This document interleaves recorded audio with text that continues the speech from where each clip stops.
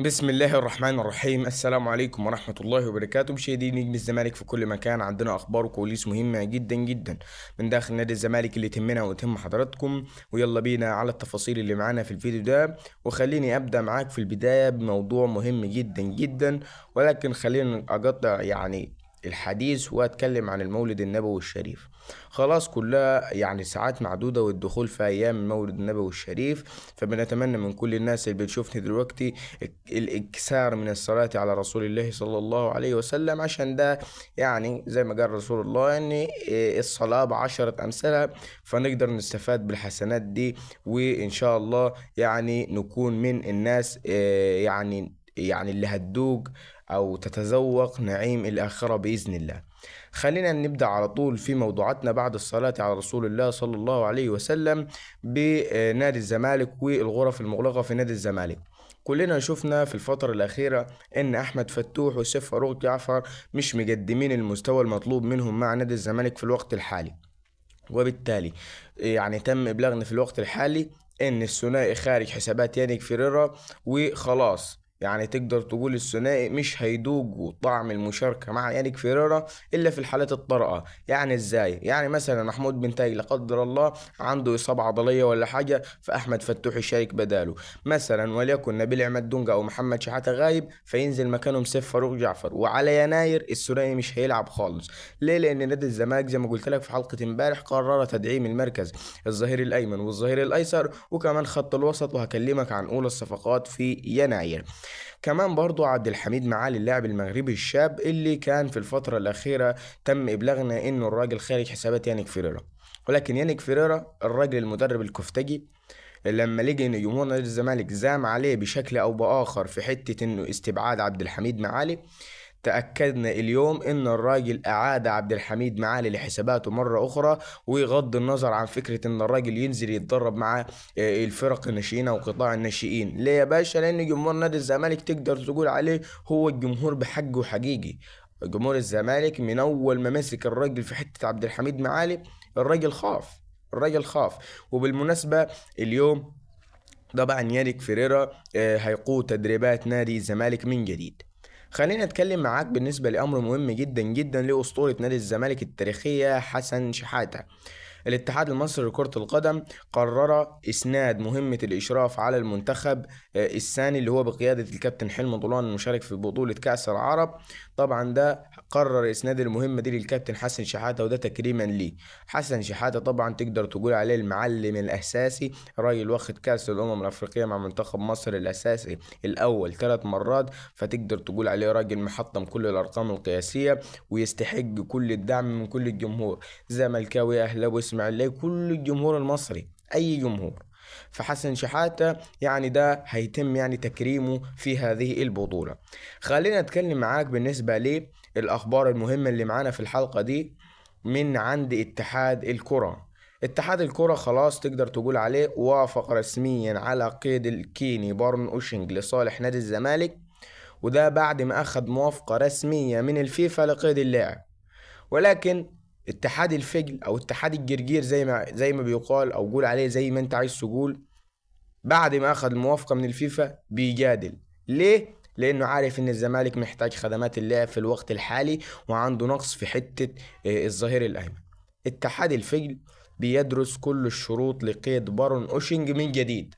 من جديد بيستغل ان الزمالك هيدخل فترة الايقاف الدولي، عايز يجهز لعيبته بدنيا ونفسيا وكل حاجة عشان يدخل المباريات اللي جاية جاهز كده وجاهز للفوز في كل المباريات. لا، فانت كده عندك اتحاد الفجل بيحاول يدمر نفسية الزمالك، بيحاول يدمر استقرار الزمالك بأي شكل من الأشكال.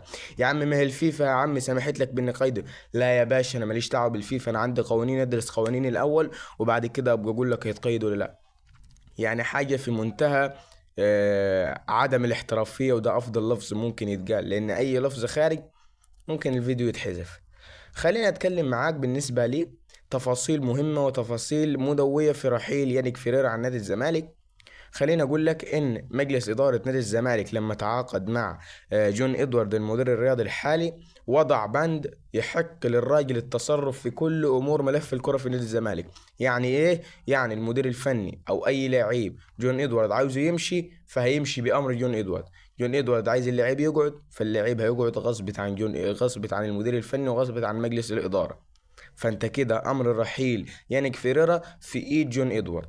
طيب تم ابلاغنا برضو من ضمن الاخبار اللي معانا انه جون ادوارد ابلغ مجلس الاداره انه في حاله تعثر في احد الاربع مباريات القادمه امام المصري والجونه والاسماعيلي وعندك الاهلي، اي مباراه تعادل او هزيمه، فكده الراجل هيودع منصبه داخل نادي الزمالك. ده بالنسبة لي رحيل فيريرا عن نادي الزمالك واخر التطورات، ونقفل الموضوع ده حد هنا. قلت لك المديرين الفنيين المرشحين لنادي الزمالك والاقرب هو روجيه ميكالي، وفي مدير فني كمان تونسي زي ما قلت لك في حلقة اول امبارح. خلينا نتكلم معاك بالنسبة لأمر مفرح لكل جمهور الزملكاوي بالنسبة لشرط خاص وتجديد محمد السيد مع نادي الزمالك. جون إدوارد المدير الرياضي عقد جلسة مع وكيل اللاعب محمد السيد خلال الأيام اللي فاتت، واتفقوا على كل شيء وكل التفاصيل. ولكن في شرط من الشروط المهمة اللي اتفقوا عليها، ألا وهي إن نادي الزمالك هيوافق على رحيل اللاعب، والبند ده هيتكتب نصا كده. نادي الزمالك هيوافق على رحيل اللاعب للاحتراف الخارجي حال وصول عرض مناسب للنادي. وحط تحت عرض مناسب دي 30,000 خط. ليه؟ لأن نادي الزمالك حط كلمة مناسب، وده من ضمن الألفاظ اللي هي إيه بتتيح لنادي الزمالك إنه يخلي اللاعب أكتر فترة معاه. التعاقد يكون لمدة 5 مواسم. خليني أقول لك إن كلمة مناسب تعني إن الزمالك يصل عرض مناسب لقيمته أو لقيمة اللاعب. إزاي؟ يعني مثلا انا دلوقتي محمد السيد وصل عرض ب 300 الف دولار من لوزرن السويسري، وانا اللاعب مش عاوزه يمشي، ولكن العرض مناسب بالنسبه للاعب مش مناسب بالنسبه لي انا. فانا كده ارفض العرض واللاعب يستمر معايا غصبة عن عين اهله. فكده الزمالك او الناس اللي حطت كلمه مناسب دي اقول لها شابوه بنسبه مليار المية يا باشا. فانت كده هتبقى واخد كل الصلاحيات ان اللاعب يقعد معاه. خلينا اتكلم معاك برضو في حتة تانية في تجديد محمد السيد، والزمالك هيحط شرط جزائي كبير في عقد اللاعب. خلينا نتكلم بالنسبة لحامد حمدان وأولى الصفقات في يناير.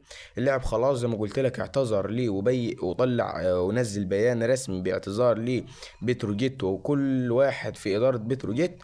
ونادي الزمالك عاد من جديد المفاوضات مع حامد حمدان لضمه في يناير المقبل بإذن الله.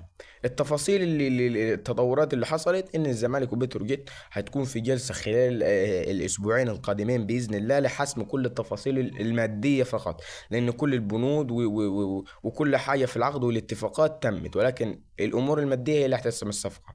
نادي الزمالك كان في الميركاتو الماضي عارض 30 مليون، ولكن لا، نادي الزمالك هيستغل فترة يناير ان اللاعب عقده بينتهي وهيقلل المبلغ لأقل من النص كمان. يعني ممكن الزمالك يعرض 15 مليون. فانت كده إدارة الزمالك بدأت تفكر وتاخد خطوة لقدام أحسن من اللي هو كان زمان. يعني لاعب بينتهي عندي عقده ما عندوش عروض، لا فأنا أعرض عليه مبلغ أكبر. الكلام ده انتهى، الكلام ده عصره انتهى. احنا دلوقتي في عصر يعني الرياضة بقت صناعة.